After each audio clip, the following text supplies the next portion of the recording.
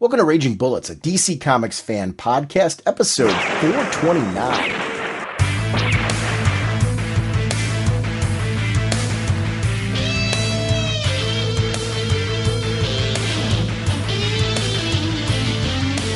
Welcome to Raging Bullets. I'm Sean Whalen, drnorge. I'm joined as always by my co-host Jim, the vacationing sensei of the Whatnot Segulin, the Duke of You-Know.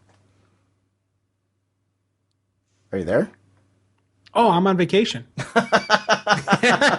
That's what that delay was all about. You weren't really here. Yeah, I'm on vacation. And here I was going to say these really nice things to you about like the fact, like, thank you, Jim, for recording 2 episodes back to back, so we have a podcast and all that. Forget you now. On this episode, what Jim and I did was we decided to stay current with the current Convergence event. We jumped right into recording the second issue of Convergence after it was released, and we wanted to talk in depth about the first week of Convergence, talk about a lot of the tie-in books and how we felt about them. This second episode is going to be a continuation of our discussion on all of the tie-ins from the first week of the Convergence event. So kind of an overview of some of the cool characters that we're able to revisit again. We are proud members of the Comics Podcast Network, the League of Comic Book Podcasts, and the DCinfinite.com podcast partnership. Sponsoring this episode is DCBService.com and InStockTrades.com. Over at DCBService.com, I tend to look at some of the statues and collectibles and things like that. And one of the ones that I'm looking at, you and I are a big fan of Red Lanterns. And the Red Lantern Bleez statue's coming out. And this is a $99.95 statue. It's 32% off, only $67.97.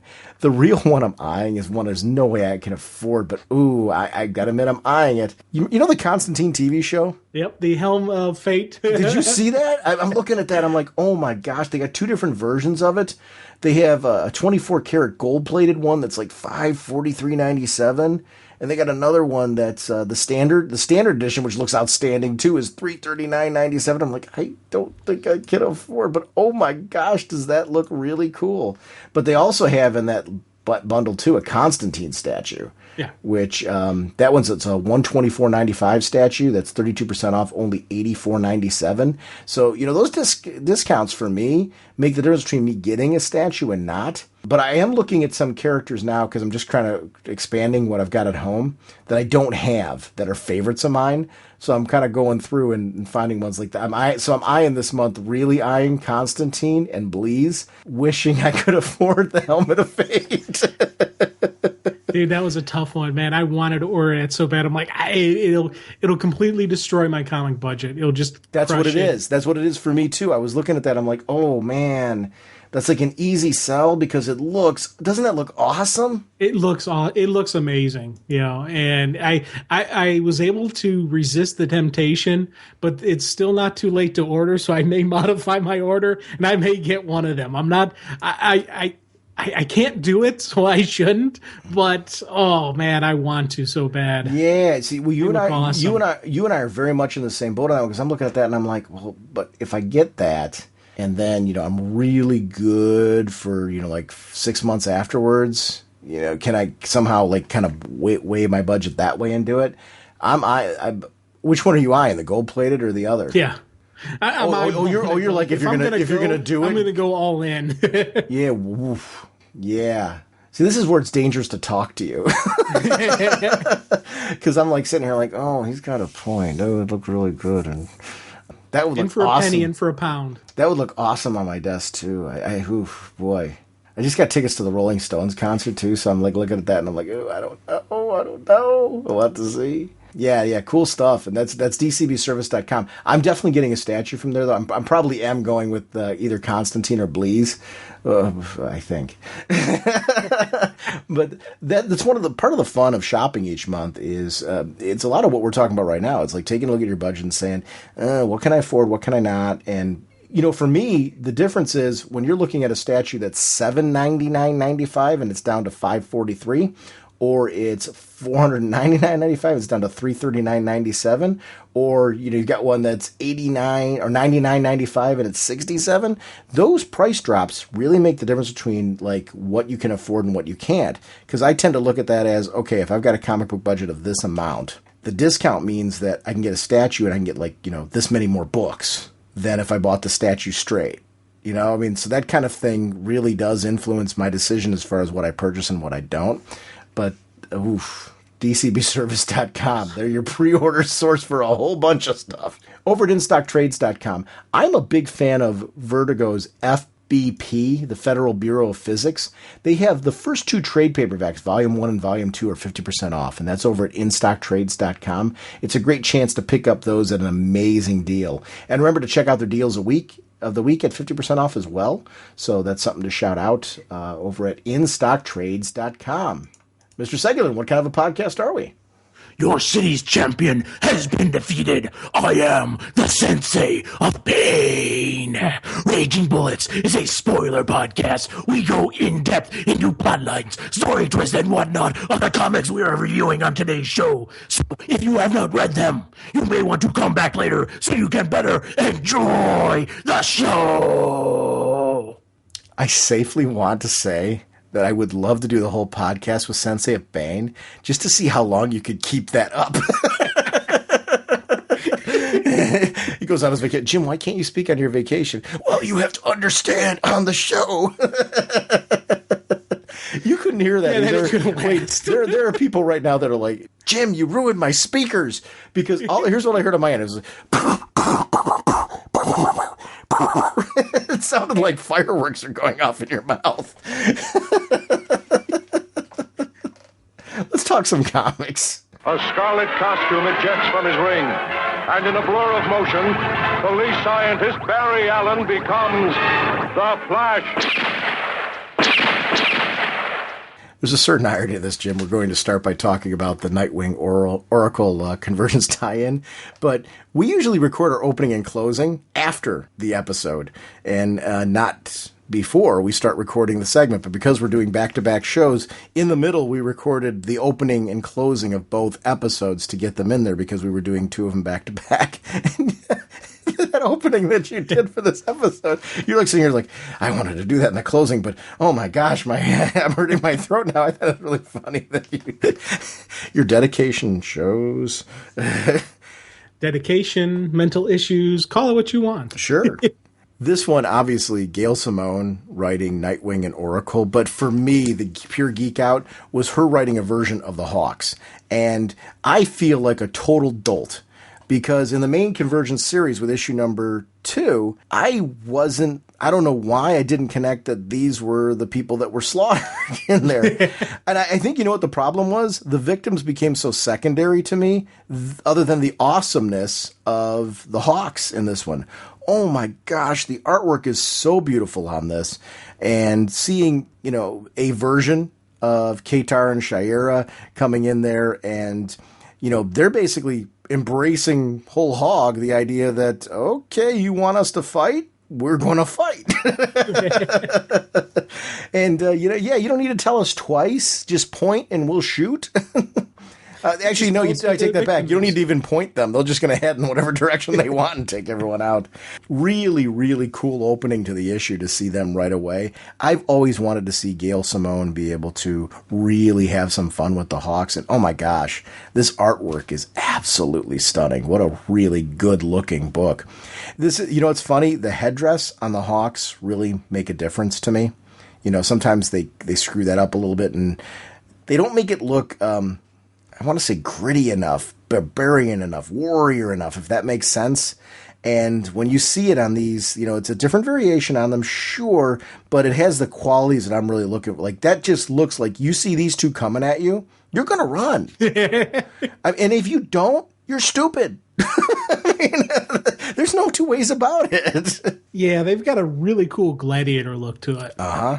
And I like it's again your classic traditional Hawk weapons, but you can see the energy on them. So it's not just a sword, it's not just a mace. There's something more to it, but there's still nastiness behind it because they know what to do with it. They have no qualms whatsoever bashing your head in and killing somebody who pretty much is so outpowered. They went up against the Old West version of the Justice League.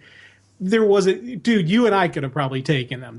I don't think it would have been that tough of a fight for them. And they slaughtered, burned, destroyed everybody. It was just a complete and total slaughter. And I like the fact that that's a great way to introduce these characters, because we're going to see them periodically throughout, throughout this issue. I'm thinking we're going to see them later on. There's other times they're going to pop up just because they are so hardcore combatants. It's kind of like the World's End version as well. Those were some serious hardcore combatants. They're going to show up again as well. There's a lot of, you need to have some hard hitting characters, and these were some great introduction of them, especially this cool 2-page spread where Hawks on each page, right there standing over the dead bodies, and just that's it. It's game over. I've got a wish book. Like if there's one, we talked about what kind of things we'd like to spin out of Convergence. I've got a title I'd like to see spin out of Convergence. It's a special title. I call it Heartwarming Moments with a Twist. And each month the book would start off with a different, really well-developed heartwarming moment. It can be a boy with a puppy. It could be a wonderful couple picnicking at a park, where you get to really know the characters and grow fond of them and get to know the setting and admire the beauty. And the artist gets to have a lot of fun crafting this like artistically ornate background. And, I want to know the character's backstory. I want to feel like they're friends. Then all of a sudden the Hawks show up. Saw that one coming. And I mean these Hawks. I want them to just show up, and we just have like 2 pages of mayhem. Why did they do that?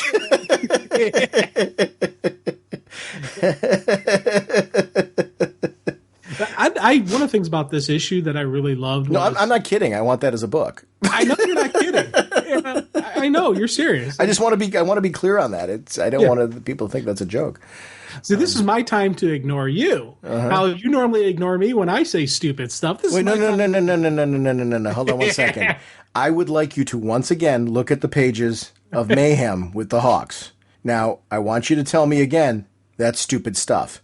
Basically, what I've given you is a premise to set up every single issue of Mayhem with the Hawks. Tell me you don't want to see that. Okay, there is beautiful chaos on these pages. I will give you 100% on that. I'm giving you that, Jim. My premise is giving you that monthly. Yeah, okay. In different settings. I got a feeling that you and I would like this. Wait, Jim. There's people nodding, listening to that right now, going, "Wow, different settings every month." Now, here's my question for you: would you do a different artistic team every month, or would you do the same artistic team, or would you do a jam piece where like it's the same? It's like this artist with the Hawks, but like the main story is done by a different guest artist. It's just destroyed. And, that'd actually be kind of neat. Wouldn't it be? An art change. When death and destruction arrive. Right. And I'll tell you, the title of the issue, Birds of Rage, that's a great title. Mm-hmm. In my premise story, though, it really would be like an ABC after-school special gone horribly wrong. I mean, I'd love to read that. I think it'd be great. I really loved this issue. This was like everything that I wanted it to be. The great part about that is it was a great opening where it set the premise for the foil for this one. And I love that not every book follows this format. It shouldn't. In this case, you wanted to really get a sense of what the impending doom was. Then let's go to the main characters, because I'm a huge fan of Nightwing and Oracle. And especially, this is the pre-Flashpoint version of them. We saw a ton of progression with these characters. We saw a great relationship development with these characters. And the great part about this one is there's a sense of they've been added in the city for a long period of time. And both of them are affected differently by this, by the nature of who they are as people.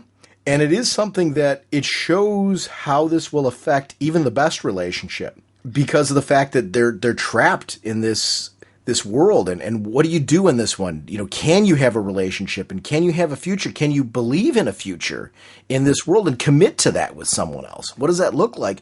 I loved the relationship drama in this because it felt very real, very natural, with two characters I already consider friends that I haven't seen in a little while. And that was really well done in this. Every one of these books, there's so many Bat books that have been involved in this one. Every one of them's had a different lens, a different tone, a different feel. I applaud the creative team for doing that. This feels like coming back home again. This issue in particular, two characters that are my absolute favorite, and a beat was not missed here. Again, with the familiarity, immediately. There was nothing awkward, nothing jarring. These are the two characters that I loved pre-Flashpoint. Right back into the saddle again. Oh, God, yeah. It was, old friends in the groove. And I love the fact that, we get this opening with, the banter between, Nightwing and Oracle. And even to the point where he's getting ready to do the big flip through, a triple flip tuck and roll, right through the main skyline. She's like, wait. Replacement bill for the skyline's going to be a fortune. It's like, oh, okay, I'll go through the side. And I tell you, that for me, I love just that little comical bit, then right into the action. Because, with Nightwing, you got to have that high flying circus action. And it was boom, boom, boom, boom, boom, right through. And as much as I love Grayson and I love those, there is something cool about seeing Nightwing swing into action. And no, he's got Oracle on the line and they're talking. And it's just like, oh man, this is awesome. Yeah, that stuff all worked for me. What even worked more was the familiarity between the two of them and the fact that the dialogue just was right without missing a beat. I wonder how Gail Simone did that. Because what you've got to do is, she's somebody who's touched recently these characters in the new 52 version. Especially, Batgirl. I mean, she touched the Batgirl that was kind of revamped for that. I mean, it's Barbara Gordon, but still you're taking her at a different age, a different era, and putting her back in the Batgirl costume again. She did a great job of saying, okay, wait a minute, everything that I wrote before is now back in play. and to be able to kind of put that hat back on again and do it so well and make it feel so natural, I really applaud that. And that really is a testament to the creative doing these issues, the fact that they were able to do that, because none of these felt awkward. I loved the use of Mr. Freeze in this, because there hit a point where like a villain's kind of like, all right, where's the thrill in any of this? Like, we keep doing this over and over again, and what for? Where's the payoff? What does this mean for me? What is my purpose? It kind of goes back to you were saying in the last episode, you were like, what is the Convergence? What is it? Like, well, you and Mr. you really should be standing next to him, and the two of you could have a really long talk. Dude, I get it. I'm like, what's the Convergence? You're like, what's the purpose? I get it. Let's talk. I could start a support group. That's right. Let's get some iced coffee and talk about all this. I really did dig that part. Mm-hmm. And especially like the fact that, he's talking about how he's stolen these things. I've stolen these twice already. They didn't even set the alarm. So not only is Freeze feeling it, the museum's feeling it. And everybody, you get that apathy. And there's periodically throughout all these different tie-ins, we're seeing that happen. And it does make sense. It would happen. That kind of stuff, there would be those type of psychological issues. And I'm glad to see that, it's in this book, but I'm also glad to see it's in other titles. Especially, we see apathy and Freeze in another title. And I think that does really fit to who that character is. He's one of those people who would be prone to, having that kind of, what's the point, attitude towards it. Right, exactly. I think that is one of the things that happen on this one. I love that Corey's in this, and that he has to deal with the fact that, this is somebody who he was in love with as well, and he's looking to move forward with Barbara. Corey still has feelings for him. She was going to marry, they were going to get married at one point and had that sense. To really, in this world, kind of make that commitment. You're in this enclosed space to make a commitment to moving forward. I wanted to see that for these two. Their relationship throughout their entire history has been filled with tragedy. It's usually one or the other has got something holding them back, either emotionally or physically or both, going on, or sometimes both of them have things going on, or an event that is nothing to do with either of them has somehow separated the two of them. I really loved the sense here of history, the sense that, we would be those friends sitting there talking to the two of them. You don't understand. It's you two. You're destined to each other. You always find your way back to each other. There's a reason for that. And, nobody completes each other more than you two do. This is one I hope with issue 2. we get to see these two wind up together. That's something for me. I don't know if you feel the same way. If they're not going to be heading into the new universe, I would love the epilogue for the two of them to be that they somehow wind up together again. The problem is, are they going to survive the Hawks? that is a huge question mark here. One, I got my money on them. As cool as the Hawks are and as nasty as the Hawks are, this is Nightwing and Oracle. I got my money on them. Two, I got my money on them as a couple. And I love the fact that Dick Grayson did meet with Corey and did talk to her. And we don't completely see the full conversation that those two had on camera.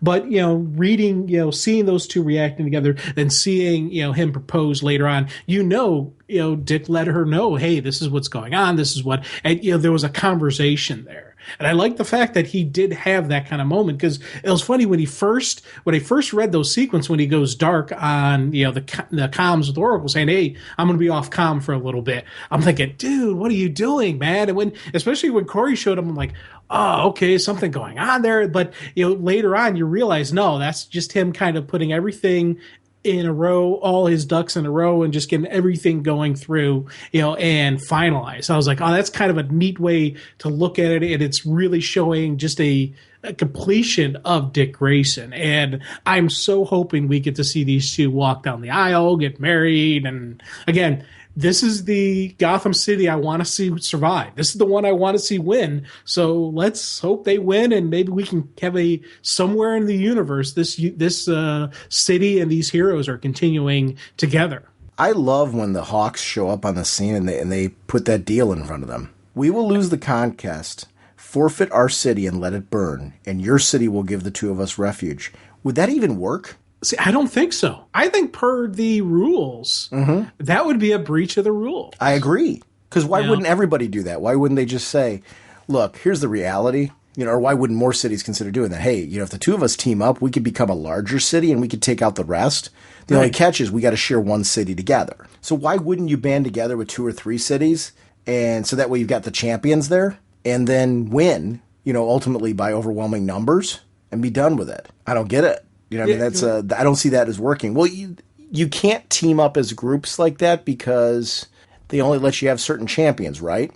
Right. And didn't the Batgirl one kind of give you this rule that didn't you feel like that Cassandra and Tim were somehow diminished in that one? They weren't quite as powerful. There was something going on with them because they came along with her and they shouldn't be there. Right. They didn't seem completely up to snuff, and it was like, they weren't completely themselves. So if you think about it, if the Hawks were to try to pull this off, one, they couldn't cross over into the city because it's not forfeit, it's death. This isn't a you win, they'd have to die. It's, the fight to the death. So I don't know. I can't see. And then, although, is that, I'm going to correct something I just said there. Tim seems that way. I'm not sure on Cassandra. It might only be Tim that's caught in that thing. So maybe you could bring somebody along with you and do strength in numbers. Who knows? I apologize. I was just, that was what I was thinking about. But yeah. It's, when I saw the deal, I thought it was cool and how they, were throwing it out there. But I don't know if it's within the rules. And that was the thing that I was kind of curious to see what would happen if they try to pull this off. And again, you talk about a cool entrance. They're just, using their flight powers, but they're walking on the water and they're just coming in and they got that look on their face. They got the strut. You can kind of hear the music, just that, that groove that's got going on. You're like, oh yeah, these are some tough people here. This is going to get interesting. And I like just how they presented it. It was a really cool couple panels. And even, you gotta love just Oracle just kind of stalling while he gets suited up, and then in comes Nightwing. I love, again, really cool action sequences, but this is going to be a tough fight for them. Yeah, it is. It is. And I really liked that part of it, that it was going to be a tough fight with them. It is funny. I got to comment on the artwork again. When they show that sequence of them on their world and you see the Hawkman flying there, that Hawkman outfit from that world is, to me, the perfect Hawkman outfit. That is what I want to see from Hawkman. You don't need to revamp that when you revamp a universe. You need that. Because tell me, if that guy's coming at you, you're not running. Yeah. Doesn't he look like, I mean, that's a guy who can hold his own against almost anybody. Yeah. That's Hawkman. That is Hawkman to me. I'm a fan of revamps and reworks and stuff like that. I get it, when you want to tweak characters and things like that, but you don't need to tweak that. That's not broken. That's dangerous. You don't need to tweak dangerous. That's really, really good stuff. The artwork in this issue, I can't commend it enough. This is really a beautiful, beautiful book. As the drones come in and we see the whole fight going on, that's the stuff that I really, really want to see in all this. Barbara coming at the end. You heard them. We have an hour prepare. We need to. No, I can't fight them, Dick. You saw them. They're almost too feral. They're almost too strong. I can't fight them. Barbara, it's Gotham. It's our home. I don't have time for this. I'm hitting the Caves Arsenal. If you change your mind, what's driving that? The fact that, you see Tim. Here's the funny part. The fact that Dick Grayson sees that and doesn't realize that she might be up to something else. I love the twist when you were looking at that, because this is where I'm going to commend the book totally. When I read it the first time through, I was swerved there. I'm like, Barbara, really? Barbara's been hit this bad by what's been going on in the city that she can't, stand up? It wasn't that. You don't understand. They weren't wrong. I really do run this city. They have eyes everywhere. They're listening to everything we say. I know that technique. I invented that technique. The reason I couldn't go with you in the fight to the rocks to the north is because I'm Barbara Gordon, also known as Oracle, and I started fighting them 10 minutes ago. Did you get swerved by that? I got swerved by it, and here's what I love about it. I got swerved by it, and I'm like, you dope. Yeah. I got swerved initially. I will fully admit that, because you saw, it was a great setup earlier with Mr. Freeze, because you saw how Barbara reacted to that. And then when Dick proposes, she's like, no, I can't. And you're like, oh my God, no, Oracle, come on. And then you flip the page and you're like, oh, I am an idiot. Oh, I am an idiot. And again, the great rope-a-dope, man, just completely setting up. Now, the way I'm interpreting this, she's taking over those drones. She's taking over the Hawk drones. And she's going to turn the Absorbiscon, and she's taking those over. And when the fight actually goes down, it's going to be the Hawks versus their own invention and Nightwing. So that's why that's why I got my money on Nightwing and Oracle to win. As much as I do dig these Hawks, as much as I like your idea of the death incarnate and the peaceful, kind, nice thing with the twist. Here's what I want. Let me explain how it's going to work. Okay. I want it to go exactly the way you're saying. I want Nightwing and Oracle to win. I get it. I totally get it. I want them to win. I want them to have a happy ending and all this. I get it. I want to see that happen. I'm with you 100%. At the last minute, I want somebody with a toaster oven or whatever device that is needed in order to make this happen to pull them out of this world so that can happen. And like I said, if it's as stupid as a toaster oven, I don't care. If it's that green slime that I don't know, Flarp, that type of thing. Somehow, if all of a sudden a wormhole opens and Flarp surrounds them and pulls them out into another world, I'm fine with that. It can be Flarp. I just want to see these Hawks, like, in a book doing their thing. Here's the thing I'm wondering. They've got the Absorbiscon. Oracle takes over the Absorbiscons. The Hawks know they're defeated, and they surrender. Now, Nightwing and Oracle aren't going to want to kill them. Right. What happens then? Because would Telos step in and say, hey, you either kill them or I destroy your city? What happens then? That's the thing I want to see, because I can't see him allowing a tie or someone to surrender. I can't see him letting that happen. So that's where I want to see where this goes. Because could this be the way to survive it? Could this be the way they could survive it somehow? I don't know. It's going to be interesting. I think this is one of those issues where issue 2 can't come soon enough for me, because there's going to be some neat stuff happening here. Now, this Nightwing and Oracle at the end of the issue, I really loved that 2-page kind of Convergence bring up to speed on their history. I read all that stuff, but it was great to read it again and kind of get a revisiting of who Nightwing and Oracle are and what their whole deal is. I really quite enjoyed that. I just wanted to note it just because I like that they're doing that in the back of these issues and we haven't had a chance to talk about it. Could we talk Convergence, Batman and Robin? Oh, yeah. This was interesting because, it's Batman and Robin as a concept, Damian and Bruce continued on into the New 52. And it was interesting to take a step back to when Damian was a little bit older and how, that worked in the previous universe that he was older in this. But I also liked that this was also about the villains and the other characters in the Batman universe and how they are dealing with this, particularly Poison Ivy, where this is a chance for her to go, I've become the gardener here. People are appreciating the gardens and what they do and the way that they bring life and all that. And she's just taken this new role in the fact that she's been cured, sort of been cured in the way that this is all working out. I forgot how much I really liked that hovercraft Batmobile that they had in there. When that flew in, I'm like, oh my gosh, I really loved the design of that. That just looked cool and fun, like you wanted to be in that.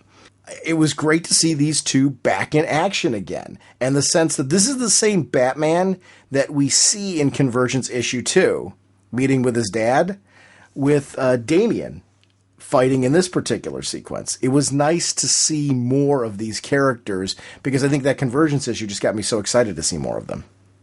Oh God, yeah. And it was funny because Poison Ivy's one of the villains that I always liked because you can kind of sympathize with her in that what her mission was, it's to save the planet and just the eco-friendly and all that. And granted, she took it a little bit to the extreme where she was willing to kill people to save the planet, but you kind of could understand it. So when the dome goes up, she loses all her powers, but she doesn't lose that connection to the earth. She doesn't lose the fact that she's an intelligent doctor and she goes through and she is, the person providing food for the city. She is the one who's keeping this city alive. And I love seeing that, but also I was so happy to see these other villains show up because we already saw Freeze, but we saw Freeze who was kind of, what's the point? But now we got the full mob. We got Penguin. We got Croc. And they're still kind of holding on to their old ways. Like, where's the profit in this? Why are we giving this away? And I love seeing, just again, we're seeing the cool heroes. I echo everything you said about seeing Damian in action because this was the, that wonderful little monster that I absolutely loved. But also, you can't forget that we had some really cool villain appearances and villain usages here. Yeah, that's part of the thing with it too, is the villain usage, the hero usage. It was funny to see Damian a little bit older, and I noticed the difference in his behavior, the fact that there was a different sort of sense of progression with him compared to the one that we saw. I really like that. Yeah. In this whole story. Killer Croc, seeing, kind of his whole take on this. I loved the Red Hood story in this. This is the Jason Todd that was the killer. This was the Jason Todd that took that doll and now she was Scarlet, basically became a part of his team. And Jason has to basically look at the situation and go, okay, at this point with everything that's happening here, should I still be a part of this? Or should I now, step up and be a hero again? And maybe, does our battle matter in this overall scheme of things? This is a guy that's been through death and back again. And now all of a sudden he's seeing himself trapped in a prison. Why wouldn't you do all that and join into the whole battle? I always love redemption stories when it comes to Jason Todd. I think it's because in the New 52 version, we've got Jason Todd who's back a part of Team Batman. I want to see this one have a similar journey, Well, and it's even, I like the fact that when he first shows up on the scene, Bruce is verifying that, it is Jason. So we're at the point where it's not completely, in the storyline where he 100% knows everything that's going on. He needs to make sure that this is actually his Jason. And I thought that was a cool thing, the fact that he had been around for a year, but he had been keeping to himself.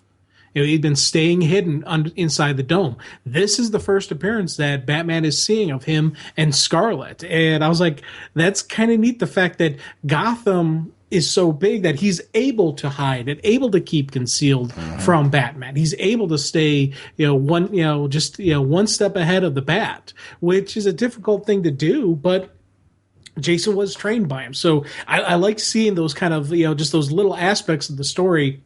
And once again, seeing the Jason Todd that I think is kind of neat. Damien's situation where it's like, this is a guy who grew up and didn't have a relationship with his father.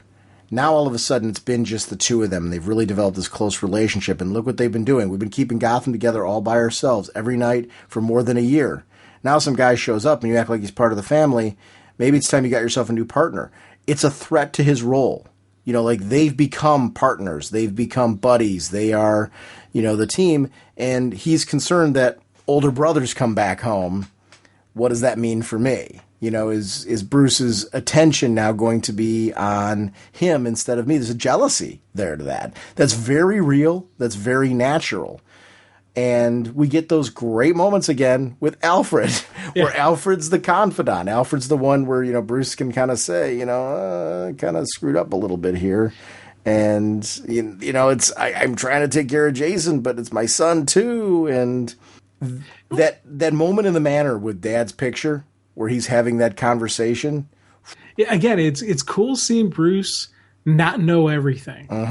And I think that was some of the neat stuff that I really digged with, the Batman and Robin story, where there's some stuff Bruce didn't train for. There's some stuff he didn't know. He never planned on, and trained to be a father. How do you do that? And where he's going through. And it's Alfred there. He's trying to help out. And it was some really cool, again, father-son moments that we saw in Convergence 2. Father-son moments here. Father-son moments between Alfred and Bruce. Between Damian and Bruce. There's a lot of neat stuff, but the other thing that always kept going through my head throughout this was that contest that Damian had where he was taking on all the Robins. If you remember that never occurred in this Convergence universe yet, where Damian actually kind of has peace with the other Robins.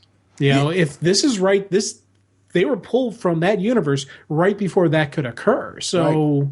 That was part of the thing with Damian maturing and getting adjusted to having Jason around and, his role as Robin and just everybody else's dealings with it. So I like the fact that we're going back to that Damian who still has those issues he has to work out.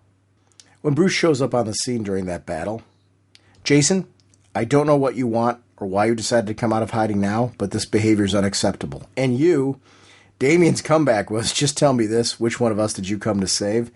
I mean, and then all of a sudden all hell breaks loose. Yeah. And it opens up, with the whole world going in and we see Telos and all that. You got to put that stuff aside. They were not a team. Now they've got a battle with the extremists coming up. And I'm going to be honest with you, these four are already frustrated. I don't even have any doubt in my mind. The extremists don't and should not stand a chance. I'm sorry. I'm looking at 4 pieces of cannon fodder there. Yeah, the only thing I can think of is Scarlet's going to have some issue with them because she's not as trained and skilled as the other 3. But you've got, just the level of anger right in that group of 4 with Damian and Jason alone. Right. Yeah.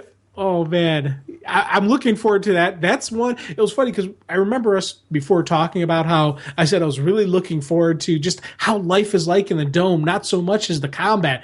This is what I'm going to throw that aside. I am looking forward to this fight because I want to see the Bats fight the extremists, and that should be a slaughter, and it should be awesome to see. But again, it is the question raised of the code of the Bat. Bruce does not kill. Damian, he may. Jason, yes. Scarlet, I don't know. But what's going to happen in this fight coming up if Bruce doesn't kill? Yeah, I'm very excited to find that out. You want to talk Convergence Justice League? Oh, yeah. This Convergence Justice League was real interesting to me because we're dealing with the team that Black Canary was leading. And I always loved that concept, the idea that Black Canary was a leader on this one. But we also, this is a chance to revisit, Supergirl, Mira. We've got Jade on this team, Zatanna, Jesse Quick going on. I mean, it was really just a Vixen was on this team as well. What a really cool team that was going on. I like the sense that, we've got one of them's pregnant, and, the idea that this year for them wound up being something where they had to deal with a different sort of life for themselves because they got trapped under the dome. 1 year later for them was a huge shift. And I'm glad that Congo Bill was there. Yeah. Congarilla was great.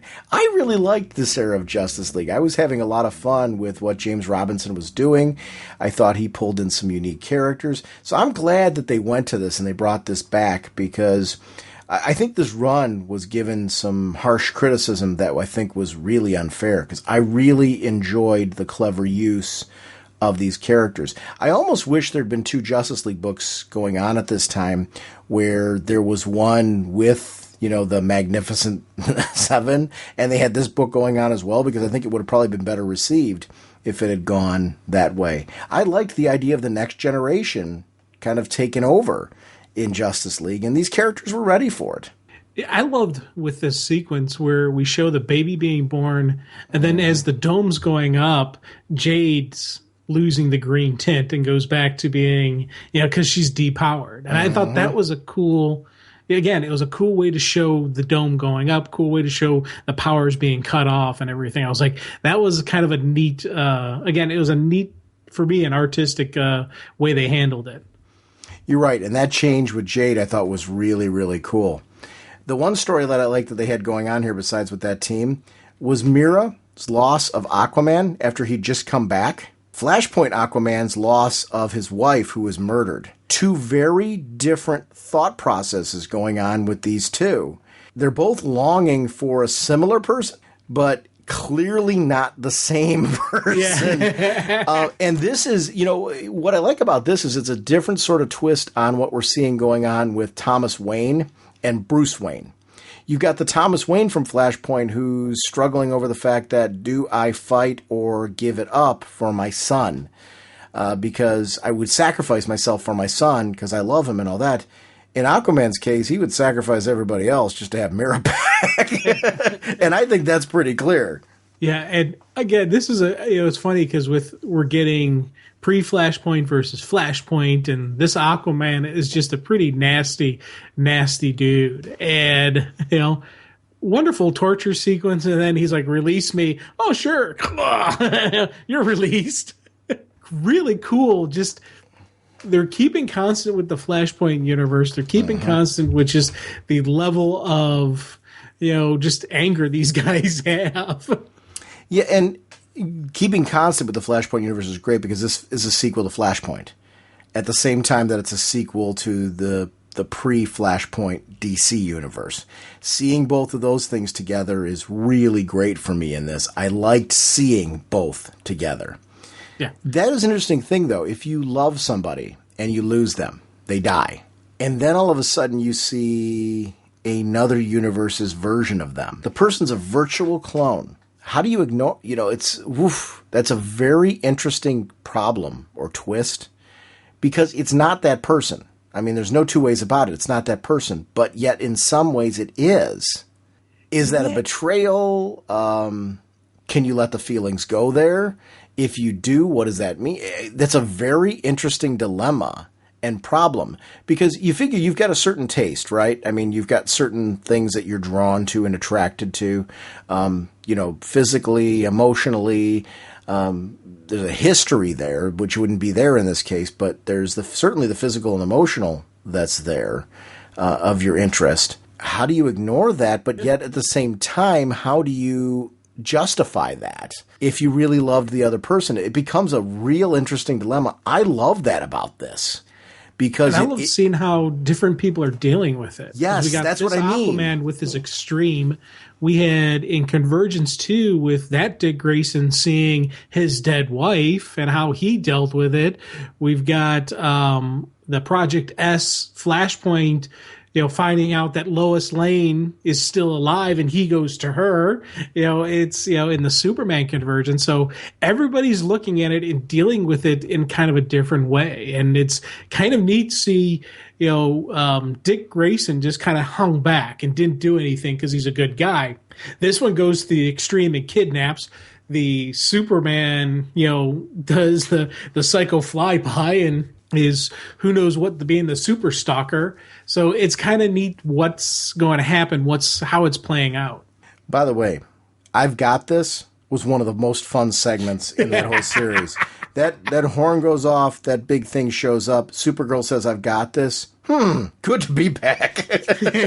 I loved that wham moment. I loved the close-up of the boots, straight on through the team. I like that these are veterans. There's a thing with history. I don't mind reboots. I like getting to know characters all over again. That stuff's really cool. But this is where we know the history of these characters. We know what they've been through. We know their ups and downs. These are characters who earned their spots. They earned their place on the team. And to see them back and having this particular sequence here, I loved every single minute of this team. It was great to see them again and them having a moment here. Going after Mira, I so totally want to see them win. And I'm glad that they're sending, Chicken of the Sea out after him or whatever. I can't wait to see that battle. Lionfish, tiger sharks, and Aquaman. Oh my. There are plenty of fish in the sea. And next, our girls are practically fighting all of them. Join us as the JLA take on Aquaman and his seemingly limitless Aqua army. As cool as this Flashpoint Aquaman is, he needs to lose. Yeah. Oh, yeah. And it's funny because as I'm looking out, I'm seeing calamari. I'm seeing some crab. Turtle soup is awesome. I think Gotham City is going to be eating nicely from now on. No more just dealing with guinea pigs and hamsters and gerbils and whatnot. They're getting some fresh seafood here. So this is the team that Dick Grayson and Donna Troy were on too, right? Dick Grayson, Batman? I think so. That's how I'm taking it. Yeah. Black Canary, I might be wrong on this one. I don't think Black Canary was on this team. But we're missing those two, and obviously Starman. Was it Starman that was on this team, I think? Yeah, Starman was on this team. Right. Was the Blue Lantern on it too? No. No, I don't think he was. He was on one of the Justice League teams. I don't remember which, but that was, yeah, good stuff. Well, speaking of some of those characters, Donna Troy and such, can we talk Convergence Titans? Titans, yeah. This one in particular, I wanted to talk about, the Convergence Titan issue by Fabian Nicieza. I really liked this one because it went back to the history of Roy and started off at the beginning, which not all, very few of the books have done this, where they've gone back to the actual origin story, but it gave us a quick overview of Roy's history and just how far Roy fell, losing his arm, losing his daughter, and things like that, and how in this world, because of the dome, he somehow found a new lease on life. He found a way to belong. He found a sense of, okay, without powers and all that, how can I, I'm doing a kid support group. I'm doing all these, different things, and I found a life for me. But then all of a sudden, the war begins, and the world opens up again. It's like an egg cracking open, and he's been brought back into the second that I get out, they pull me back in. Now, is this universe... Is this Gotham City the same one that we saw with Oracle and Nightwing? Mm-hmm. Yep.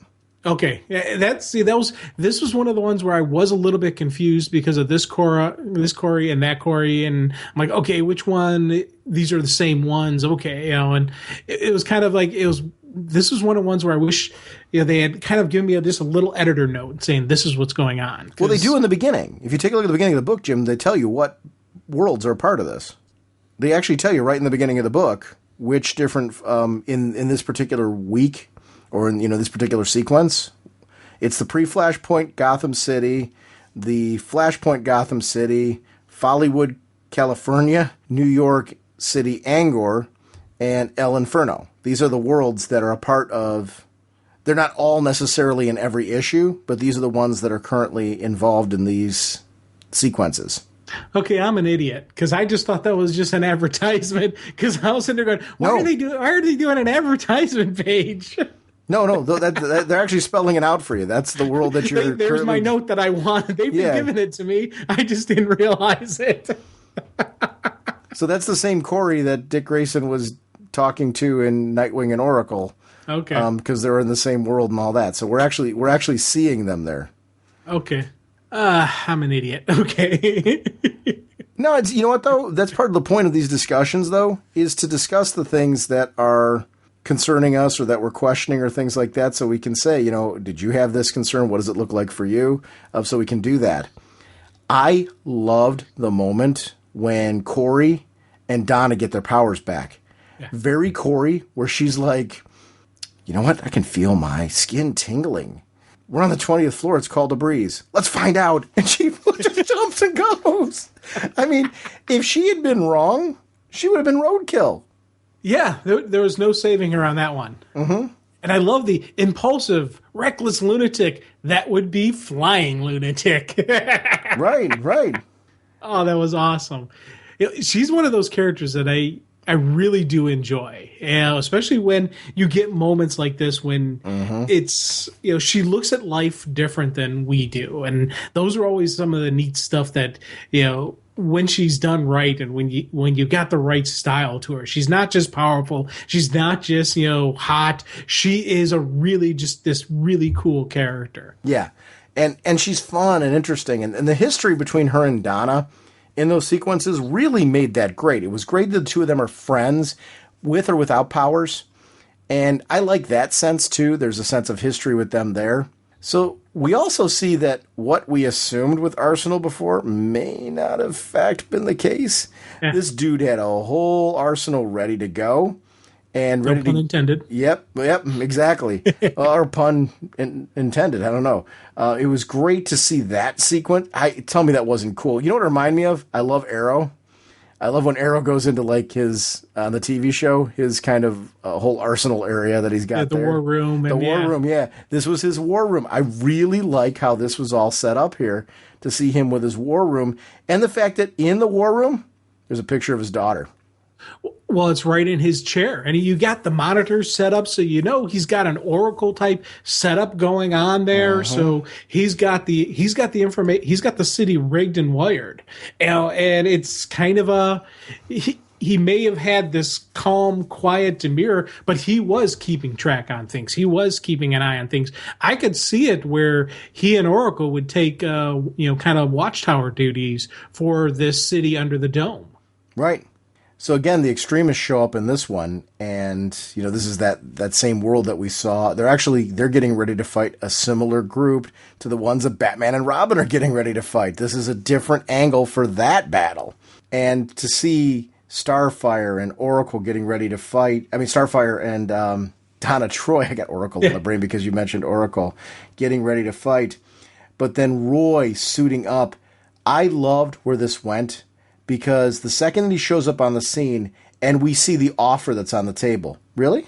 Would you not rather the return of your beloved child alive and whole again? Now, here's the catch. Is that really his daughter? Because it said, if we could all be torn from various temporal and spatial locales and brought to this strange new world, my power and ability grants me the ability to pluck her from the time before she met her tragic demise. So that would be her, right? If he's telling the truth. Right. See, that's, this was that giant moral dilemma. Oh, I love it. And, if it's weird because you look at that, and if you could be certain that is actually the daughter, then that'd be a tough call. Mm-hmm. What do you do?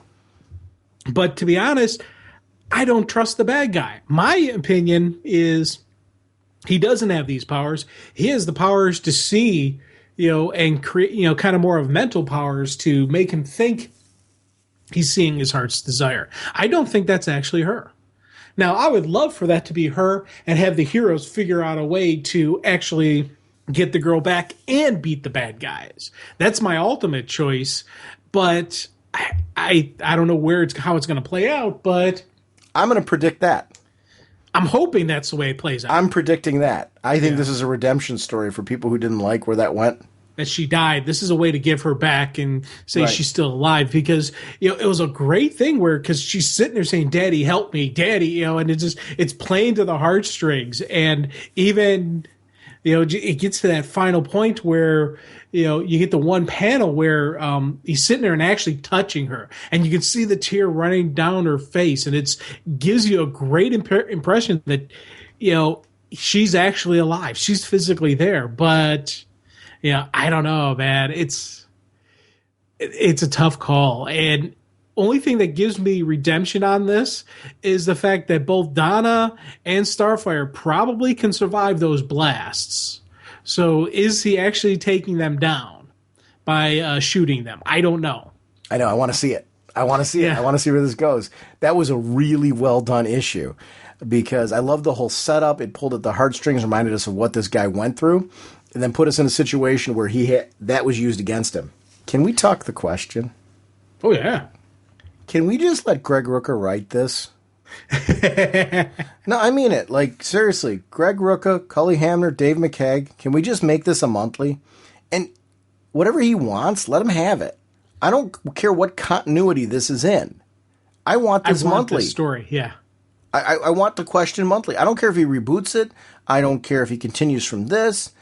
I just want him writing Renee Montoya as the question. I want this. I want this book. I want the team. Like this, can you please just take this monthly now, please? Please? Oh, God, yeah. This was the one, and don't get me wrong, I've loved every one of the tie-ins, so this is not in any way diminishing any of them. There's some about this when I read it, that this one just feels like, because I've so missed Renee Montoya's question, and I think it's a gap that needs to be filled, especially with the Trinity of Sin question that we've got in the DC universe right now. That's not this. And if you don't want to contradict that or anything like that, and you want to go a different route, if the new 52 concept of like every title being tied into that is kind of going to the wayside, and we're still going to have that continuity, but we're going to have other titles that aren't in it, can we make this one of them, please? I'm begging. And talk to Rook and just say, look, you're an incredible talent. This art team's really fantastic. What do you want? No, seriously, like, what do you want? Like, what kind of parameters do you want? Because, I mean, you had, like, James Robinson writing Earth 2, for example, and somewhere along the line, something fell apart. And I don't know what it was, and I'm not going to talk about controversy. I just know that, like, something wound up leaving a taste. Now, I loved his setup of Earth 2, and I liked that it was its own thing, if I'm making sense here. It didn't need to be connected. It just really didn't. It was fine the way that it was. Now, it survived all that, and that's due to the creative that came afterwards, and kudos to them. But in my opinion with this, like, let him have it. Give this to Greg Rucka. Let him write these characters and allow Batwoman to be in it, and just kind of, can we just go with this, please? This works. This just... Yes. From page one straight on through, it just works. It's a very pretty book. I want them to be able to have guest spots by this crazy Two-Face. Because this relationship between Two-Face and Renee somehow works as well. I mean, it's just a whole thing. I forgot about that. I forgot about the Renee Montoya Two-Face relationship and how crazy that got. It was so cool to revisit this. You know what I loved about this book? It just dropped you right in. It was unapologetic. Like, if you don't know what's going on, you're going to figure it out along the way. Here's the story. And yay for them for doing it, because it worked for this title really well. Well, you know what? Bearded Two-Face is awesome. Mm-hmm. I dig the look that he's going through. Especially, they're still keeping up the quasi crazy sort of, the duality of Two-Face, where he's got those moments, and can you trust him? Can you not trust him? And I love the fact that throughout this whole thing, Renee's being told, you can't trust him. You can't trust him. You can't trust him. And it kind of, you can't, but you can. Can you? Is Two-Face going to do the right thing in the end? Is he not? I don't know. He's a really cool character with that. And I love the fact that with Renee, where she kept looking in the mirror for the mark of Cain. And the mark of Cain is gone, but she's looking in the mirror when the dome's up. Once that dome goes down, does it come back? Mm-hmm. That's what I wanted to see. But after the dome's down, she's got the question face on. So you never get to see her without that. That's the thing I want to see. Right. Does it come back? Yes. Yeah. I loved that whole storyline with the Mark of Cain and how it got into cults and religion, and yet it stayed very noir. It's just really, really good stuff. So I don't care, if we continue from this storyline or where they do it. I just want to see him having fun with this sandbox. And this art team, please. I mean, this just works. It's just everything's right about this. I would love to see this as a book, and I hope somebody's looking at this and, I don't know, taking Rook on a yacht or something. Yeah. And saying, hey, listen, buddy, we like you. That's why we're taking you on this boat tour. And it also, we have Huntress in this one, which I love his writing of Huntress. Mm-hmm. And yes. This was one of those where you just love going back home.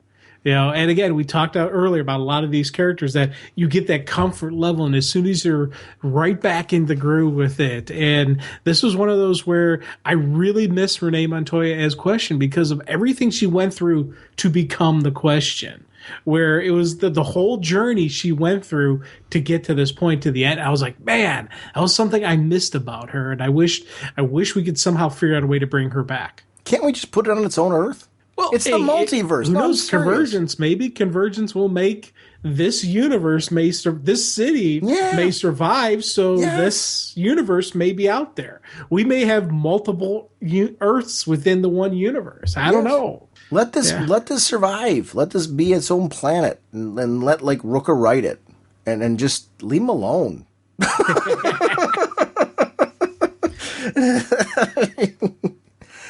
Sometimes you'll see those signs that say "Leave the fish alone" or that type of thing. In this case, leave Rook alone and just let him write this book, please. I want to read more of this. You're right, the Huntress. I love this version of the Huntress, and I don't want it to contradict stuff that's out there. So I don't want this to contradict Grayson. I love Grayson right now. Grayson's a great book, and I want Helena Bertinelli in there. Why can't we have more than one? I want this. This is the point of a. This is the point. This is the point of a multiverse. Have fun with this. This is a book that's a seller. Tell me you would not buy this in an instant.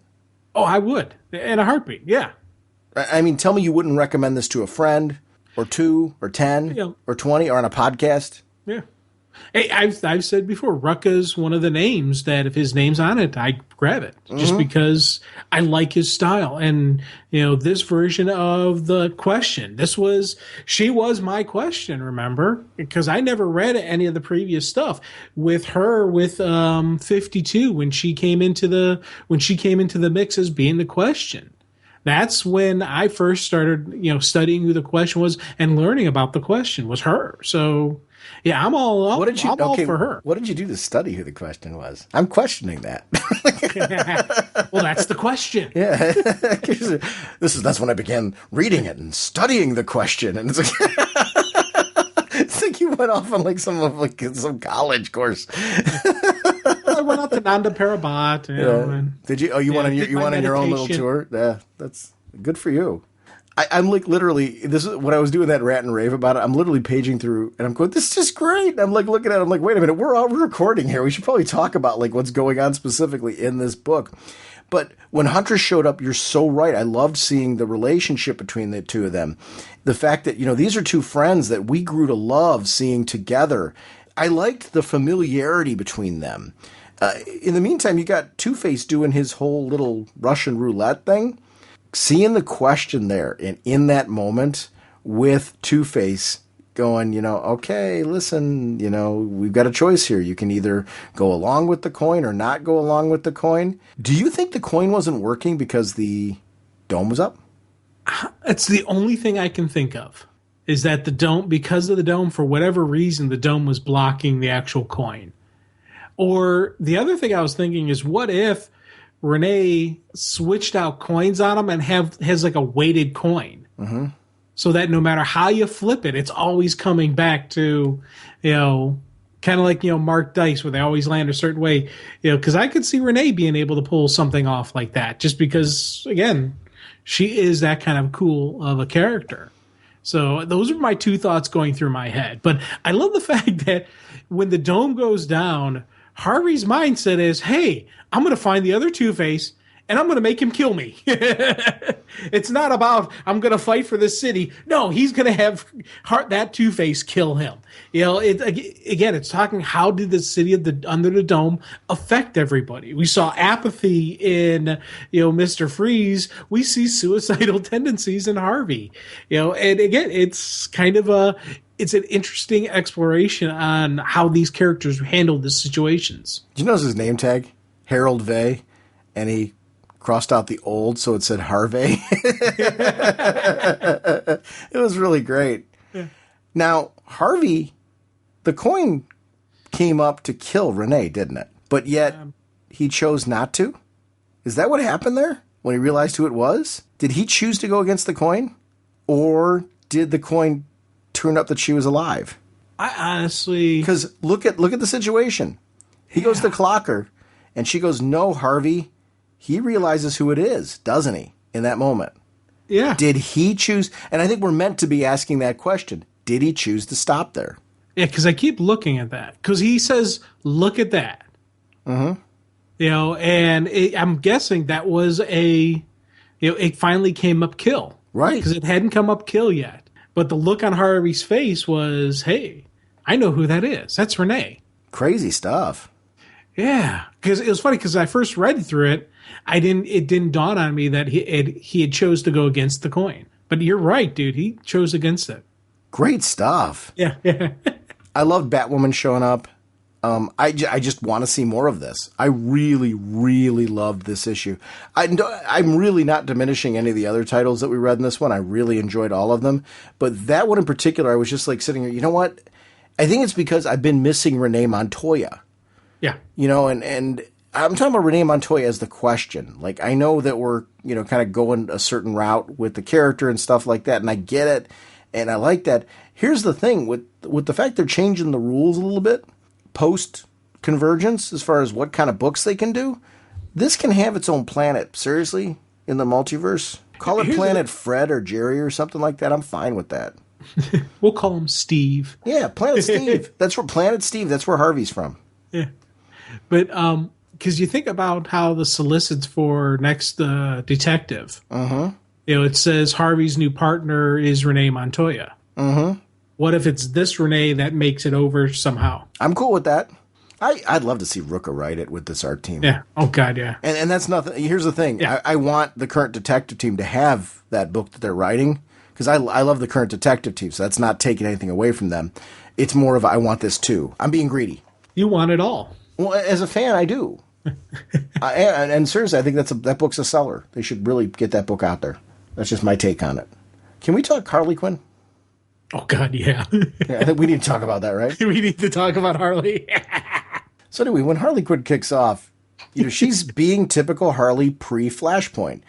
She's in the middle of a whole gang situation. This is the Harley that was crazy for the Joker. This is the Harley that had a book with Catwoman and Ivy. And, she's in that situation. But then there's a life-changing experience. A dome covers the whole area. And she has to start thinking about what life is going to be like. She's still off, but she's starting to, because of the nature of connections that she made and things like that, she's starting to get back on track. Like, she's starting to go sane, for lack of a better term. She's got her psychosis. You see the Joker everywhere. She's got a little bit of crazy going on. But at the same time, she's helping people. She's becoming a productive member of society with what's going on here. I loved how this story is going. There's something really cool about that. But yet it's still funny. When she goes to visit the police officer, oh, wait, are those for anybody? The whole sugar thing and then coffee. I mean, how great was that? Yeah, and though I really loved how this opened up with her plan. Yes. Because they're talking about the artist who takes animal skulls and covers them in jewels. His insurance guy vetoed him exhibiting the cat, the penguin, the two-faced snake skull in Gotham. But who would steal a hyena skull? I read that and I laughed out loud. And I was like, okay, this is going to be a fun story. And then even as going through, her gang is getting eaten by her hyenas. And she's like, no, babies, they're on our team. It's funny. One thing I really liked about this book is it was a nice balance between humor but dealing with real issues. Yeah. There are people, I've had students before that have benefited from medication. And when I say benefited from medication, as far as just giving them a balance, a sense of balance from, I know people get concerned that ADHD and all that stuff is overdiagnosed. And I get that. And I've had students before where I've had to tell parents, hey, I just want to let you know, your child, since medication changes, stuff like that's become almost lethargic. That's a worry. And I get why parents worry about that, or the public does. And I don't belittle that. But I've also seen students before who've told me on days where they've missed their medication that they're having trouble focusing, they're having trouble, and they notice it. And it's something that bothers them because they like being able to concentrate. So there's two sides of those coins. And I think why that really struck me here is I love when a story can have humor, but it can deal with serious issues. For as crazy as the things are that Harley's seeing, we're seeing that her life is actually improved. She's actually starting to become a productive member of society. I quite like that. But the meds are starting to go, and she's starting to see things like flying fish and the Joker. And we start to see she really got nonsense going on in her head.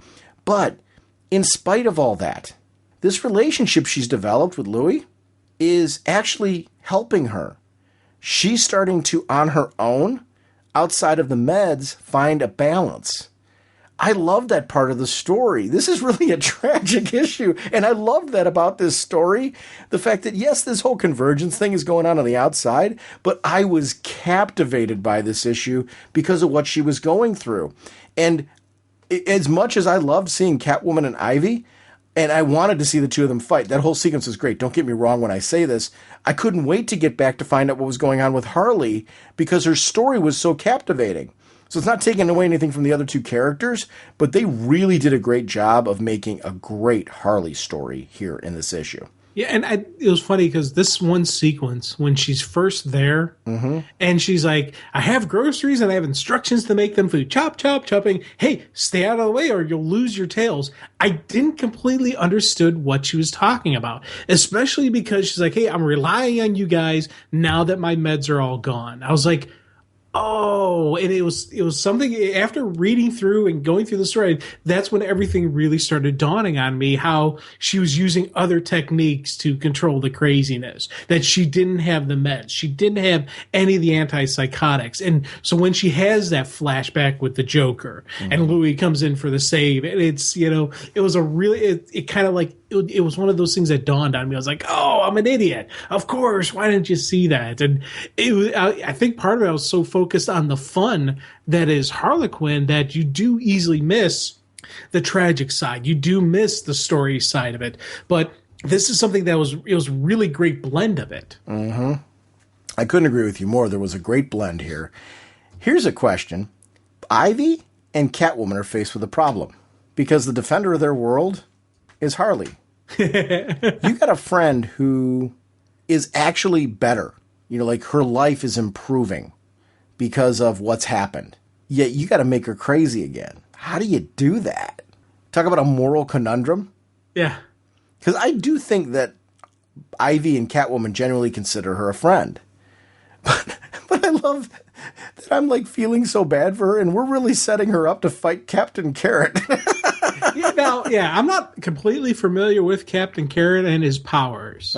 Now, what can he do? He's got superpowers and stuff like that. I mean, he's not quite Superman level or anything like that. I'm actually going to look it up right now because I don't remember exactly. Usually we see him as a guest, but he was one of the superhero animals. Now, what are his powers? Powers and ability. Upon eating a cosmic carrot, Rodney is imbued with various superpowers, including limited invulnerability, superhuman strength, enhanced speed, stamina, hearing, and vision, and the ability to make gigantic, powerful leaps.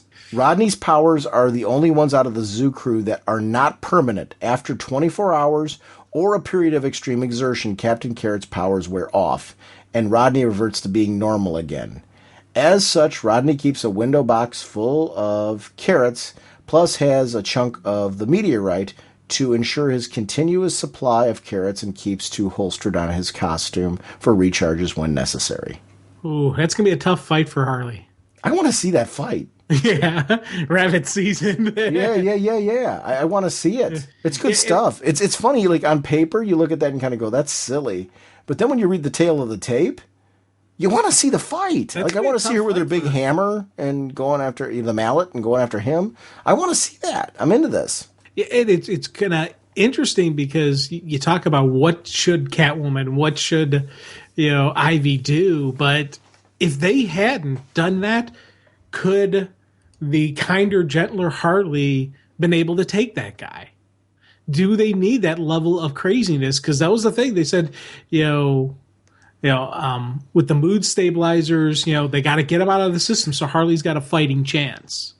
We're saving her life, maybe everyone's, but it's she didn't have those mood stabilizers in her anymore. So what did they unleash? I don't know. Yeah.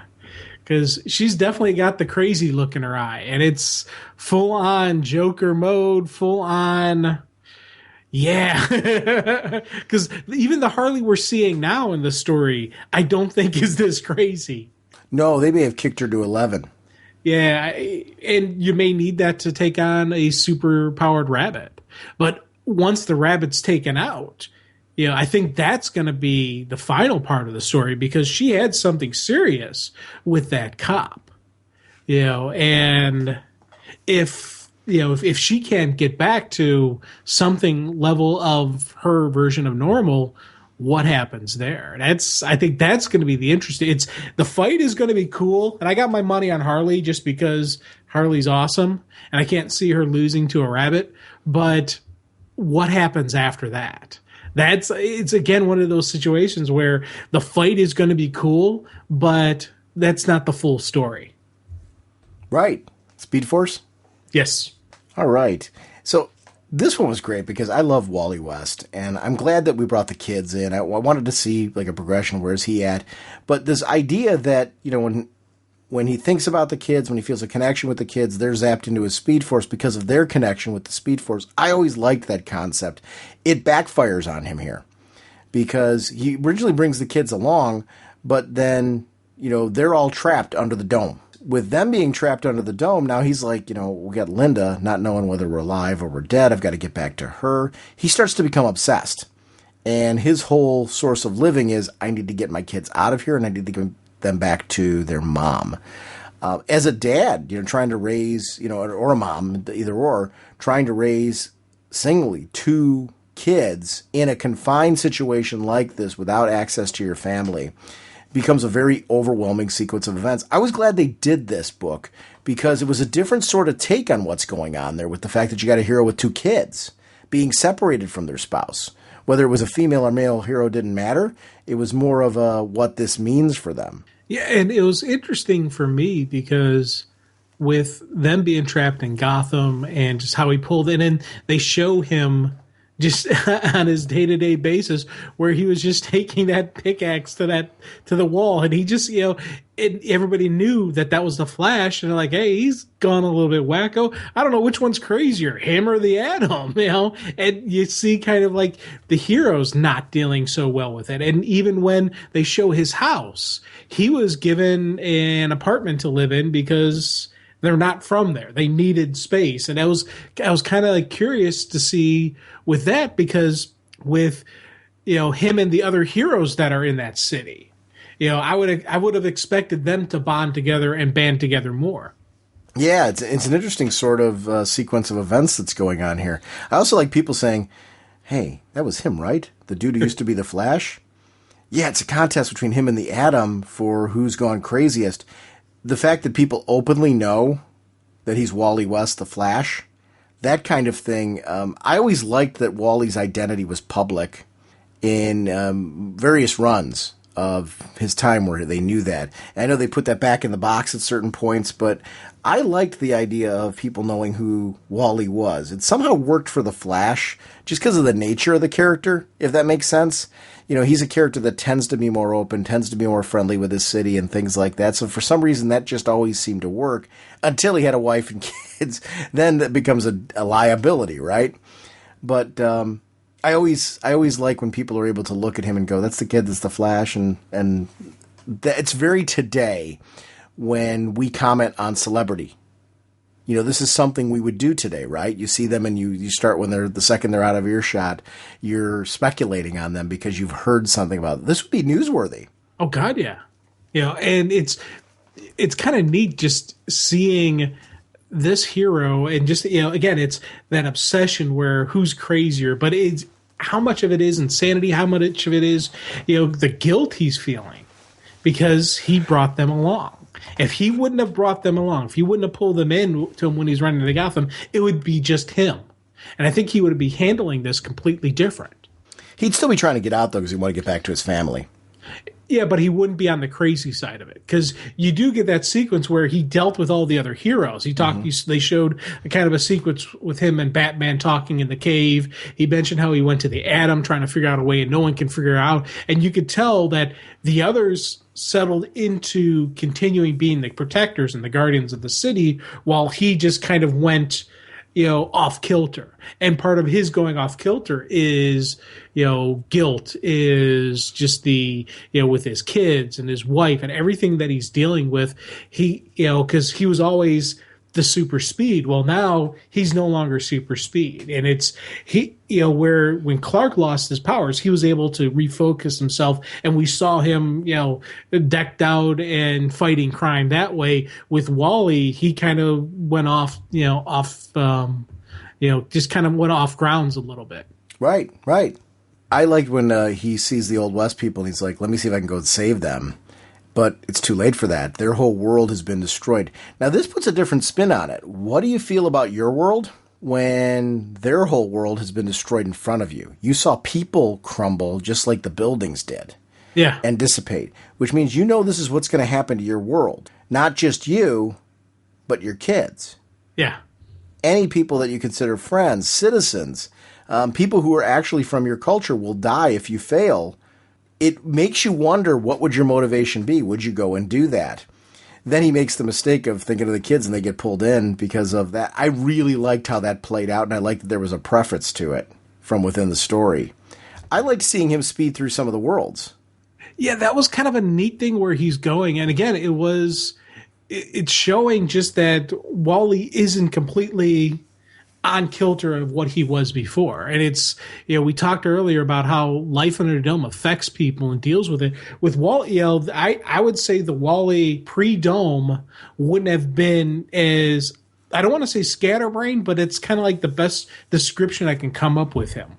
Because he all of a sudden had his speed. He ran to the West City. They were completely destroyed. And then he's like, oh God, Jay, Iris, bam, they're with him. Dang it. I forgot about that, you know? And now he's running through this different cities trying to get back to this Gotham so he can drop off the kids. But along the route, he, of course, runs into who the person he's supposed to fight. So it's like, you know, not good. I love when the turtle comes, you know, chasing after him. I thought that was, you know, like, hey, we can team up. We could be superheroes together. My team up buddy is not going to be from a Disney cartoon when I'm going up against Wonder Woman from Flashpoint. Actually, you know what? He could maybe be cannon fire. You need a pawn in every game of chess. Right there's your pawn. Wow. Hey, it's kill or be killed. You know, sorry. Especially Wally, he's got to protect his kids. And of all the heroes, he, you know, pre-Convergence, pre-Dome, he's one of the characters I wouldn't say would kill. But now, however, I can see him taking a life. I could see that being something that would affect him, but also how would that affect his kids, knowing their dad killed? I think that's the side of Wally that's going to be interesting, because we know this Wonder Woman has no problem taking a life. We saw what she did to Mira. You know, she did the Highlander on Mira and took her head. So there's definitely not an issue with this Wonder Woman taking a life. We now have a Flash, however, who's not completely there stable, who's not completely there focused. Is he going to be able to take a life? I'm going to disagree. I think he's back in the game now. I'm going to completely disagree there. By the end of this issue, I think he's back in the game. You see his analysis of what's going on and the thought process of what's going on in those cities. I think he's back in the game. His kids are in danger. He knows he's got an enemy there. I think his kids are going to focus him. This is where I think the kids being there force him to be focused. He doesn't have a choice now. There's no time to be crazy. This is Wally West. I'm gonna. This one is one where this is where my reading of Wally West compared to yours. Right. I'm gonna stop you right there and say, first of all, he's not killing anybody, and he and Turtle Boy are somehow gonna make this work. It's somehow gonna happen. I'm sorry. This is, as much as I think Flashpoint Wonder Woman's badass, she's going down. Somehow it's happening. This is Wally West. And to be honest, I want to agree with you, and I want to believe that Wally wouldn't do it. But again, it's just that, you know, when I started reading through some of this, that was one of the thoughts that did pop in my head, because the pre-Convergence, pre-Dome Wally never would take a life. That's not the way he rolls. But again, I don't know. That's something that's part of the story I do want to see, and I would love to see the Wally West who is Wally, who wouldn't take a life, who would figure out another way. And again, we're dealing with, can you get away with a knockout blow? Because, you know, Wally doing the super speed punch on, you know, Wonder Woman, maybe he can knock her out. But if the rules say to the death, what happens then? Because a lot of this universe, the pre-Flashpoint, you know, superheroes don't take a life. They don't kill. They've got the no-kill code. So what happens with the rules that Telos put out? Does that count as a win? Or does it not count as a win if they're still breathing? I don't know. But Wally's not taking a life, but somehow Wally's winning. I want to see that. I agree with you. And this is another one that I do want to see the fight, just because how it plays out with between her and him. Because remember that argument, that whole long who's faster, you know, with between Wonder Woman and Superman, and Batman threw out the argument, who's faster, Bruce Lee or Bolt, or Julian Bolt or something like that, the track guy. And that's the kind of the dealings. We have someone who's super fast on the running, but we have someone who's so trained who doesn't have to think about combat. So her fighting just on pure instinct, knowing where he's going to be, will that be quick enough to compensate for the superhuman speed? Wonder Woman versus Flash is an awesome fight. Yeah, I'm excited for it. It's actually good booking. I actually want to see that. And actually having the turtle in it, I'm in. It actually doesn't take anything away because it's Wally West. For some reason, Wally West gets away with that kind of stuff, and it just works. Yeah. Wrap up with the Atom? Yeah. All right, I'm jumping to it. This is the Atom. Ryan Choi, is he alive or not? I'm going to say no. I'm going to say we got Crazy Ray Palmer, who thinks it's Ryan Choi, but I so hope that it is really Ryan. Because, I do too. You know, it's the fact that just his hand grew, so I'm thinking maybe somehow his hand got trapped in Ryan's body got trapped in the hand when he got pulled here. Or I so want Ryan to still be alive, but I think it's just Crazy Ryan Palmer who was talking to his hand before. Right. Excuse me. Crazy Ray Palmer, who was just talking to his hand, thinking he was hearing Ryan Choi. I don't want it to be, but that's what I'm thinking it is. I'm hoping it's. I don't care what the explanation is. I want Ryan Choi. So I'm going on the record as saying I'm hoping Ryan Choi's alive, and I'm hoping he's a survivor of all this. I concur with that statement, but Ryan Choi needs to come back. Yeah. Yeah, he's great. Love Ryan Choi. And I'm not saying I want to get rid of Ray Palmer. I want Ryan Choi too. That's one where I'm being greedy. But the whole Atom thing with the Atom coming out and then the giant hand thing, what's up with that? That was the freaky thing, and I think I loved it. And that could be the explanation as to why Ryan Choi is still alive, because it was emerging, and because normally powers were supposed to be turned off. Well, he's got some freaky thing with his hand. Well, that's where Ryan was hidden.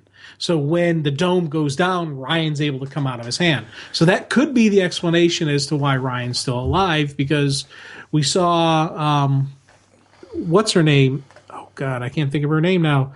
From Earth 2, who was dead. She came back.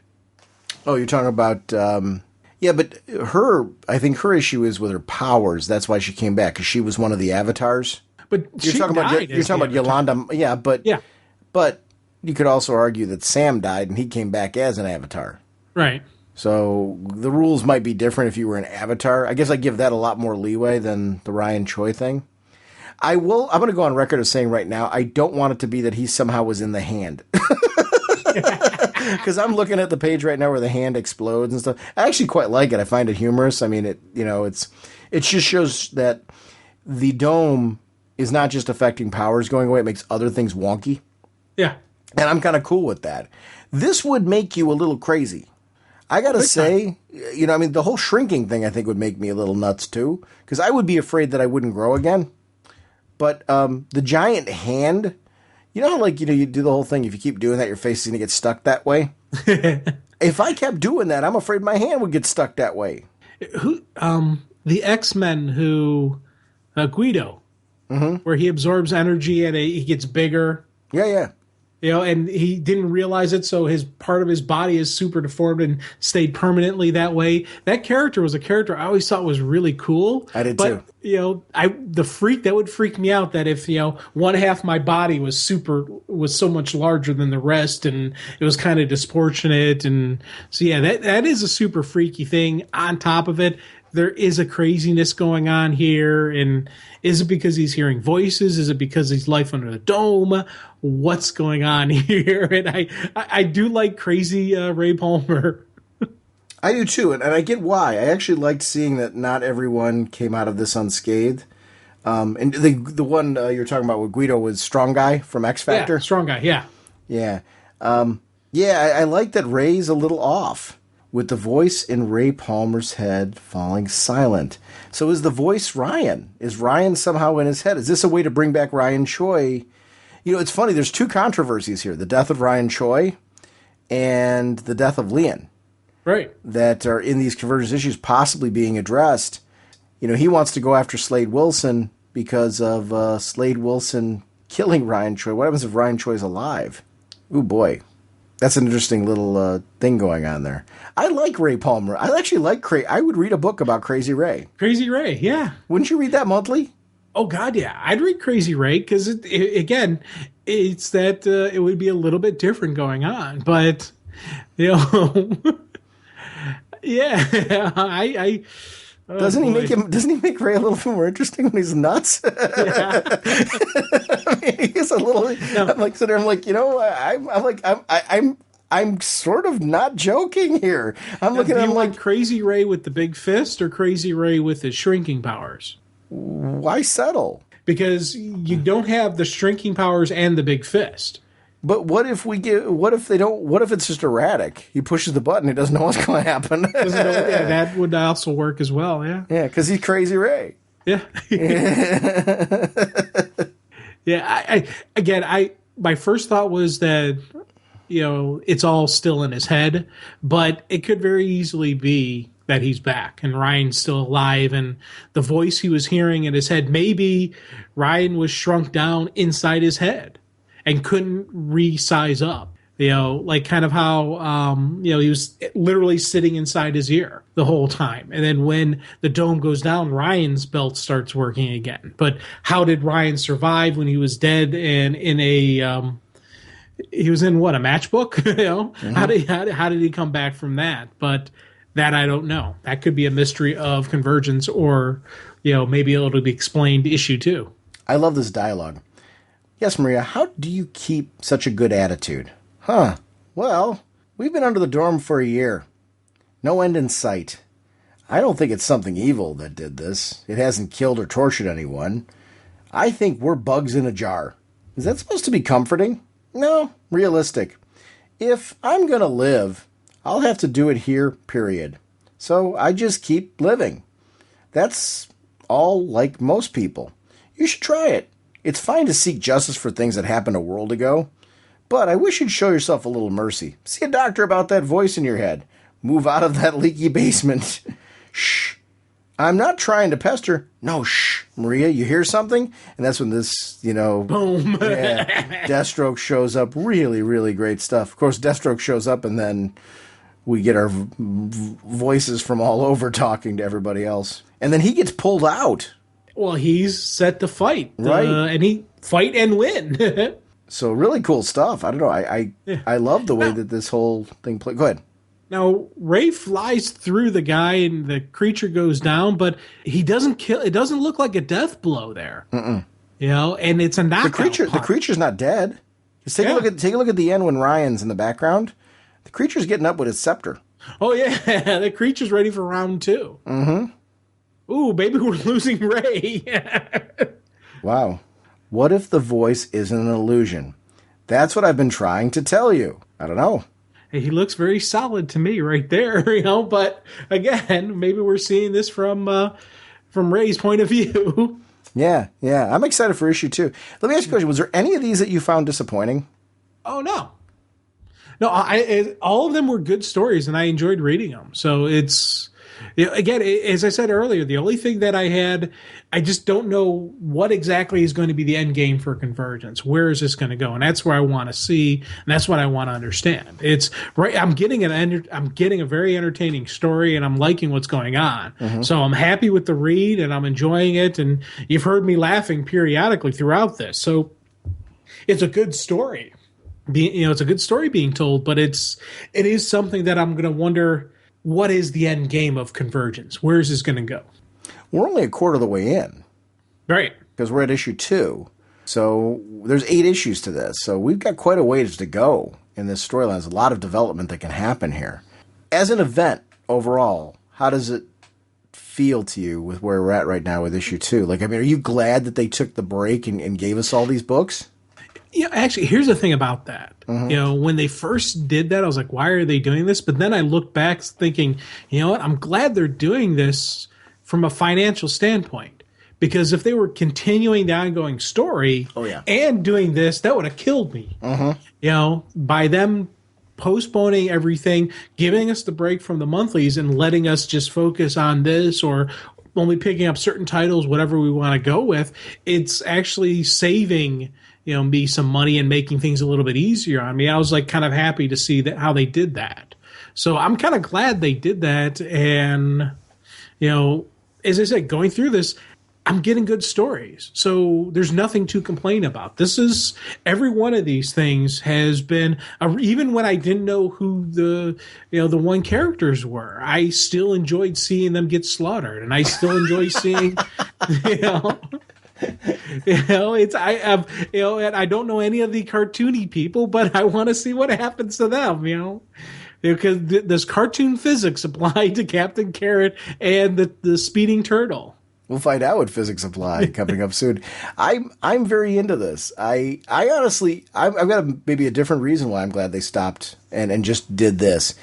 I like embracing this big story. It's a big story right now, but I like that all of my reading is kind of embracing this story. I'm glad it's 2 months. It's a limited thing. I wouldn't want this forever. But for 2 months, I like that I'm getting a bunch of really cool mini stories that are tied together in this event. I'm with you. I like that people can pick and choose. If somebody's on a budget and they go, I can't read all of this, cool that you can't.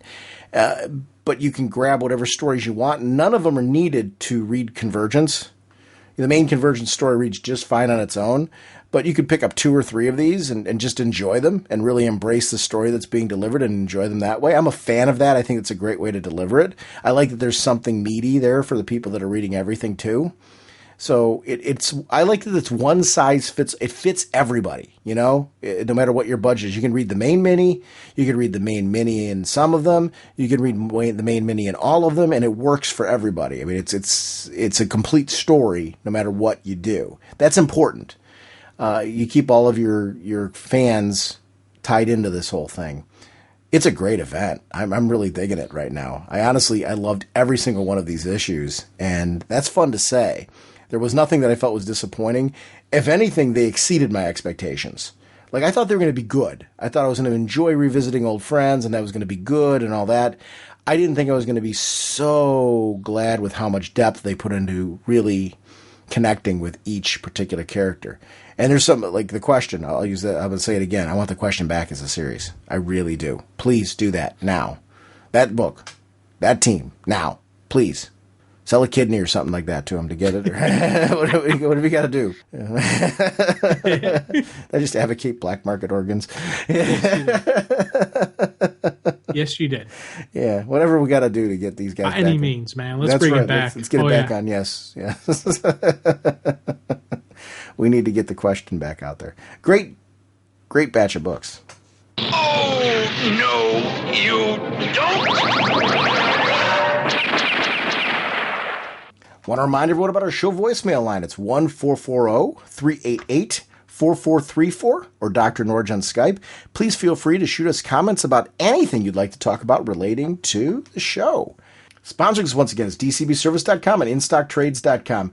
Over at DCBService.com, take a look at the amazing deals they have on statue pre-orders over at DCBService.com. I'm actually also looking at the Firestorm statue, Jim. Yeah. It's another one. It's $99.95 and 32% off, only $67.97. The reality of what my budget can take every month is a statue, a single one. Normally fits into that helmet of fate. It's looking at me, Jim. It is. I'm looking at the site right now. Isn't it looking at you? Yes. It's time, take me, it's time. Yeah, it's really wrong. If it was life size, that would be a no-brainer, right? Dude, if I could put that thing on, I'll tell you right now, there would have been a hesitation. Right. The only thing slowing me down is that it's not life size. Yeah. Naboo not included. Yeah. But that's DCBService.com, your pre-order source. Over at InStockTrades.com. Remember that FBP, Federal Bureau of Physics, trade paperbacks volume 1 and 2 are on sale right now. I can't recommend that series enough. It's a great Vertigo series. This is a cool opportunity whenever you see InStockTrades.com to pick up on books that you haven't been reading before at an amazing discount. So I just wanted to shout them out and thank them for being a part of the show. Our next episode, Jim, we're going to be jumping back into Convergence. You'll be back from vacation, and we're going to be likely talking about, depending on when we record, Convergence 3 and 4 to get caught up on the main series. And then we're going to casually talk about just any of the Convergence tie-ins that struck us in the time in between when we last recorded. So we'll just kind of have a casual conversation about Convergence tie-ins in general and just kind of get back on track with that whole event. Feel free to call into the show on the show voicemail line with your thoughts, or obviously post in our Facebook group and things like that. Let people know what you think of the Convergence event, what tie-ins that you're loving and why. Great discussions. I'd love to see what people are thinking about this particular event. But call in, certainly, with your thought on Convergence and the events in general and any of your speculation on where you think the series is headed. It'd be great to hear from all of you. So we will see you then. Bye! On November 13th, Sean Whalen was asked to stop constantly talking about comic books. That request came from his wife. Deep down, he knew she was right, but he also knew that someday he would find someone that would talk to him. With nowhere else to go, he appeared at the home of his childhood friend, Jim Segulin. Sometime earlier, Segulin's boss had requested that he shut up about his comic books and never speak of them again. Can two grown men put out a DC Comics podcast without driving each other crazy? It's Raging Bullets, the DC Comics fan podcast.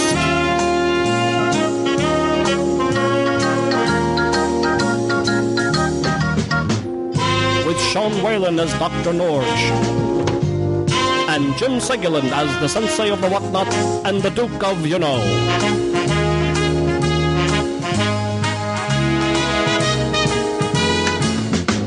It's a spoiler podcast, so they will go in depth into the plot line, story twists, and whatnot of the comics they are reviewing. So if you haven't read the books, you may want to come back later so you may better enjoy the show.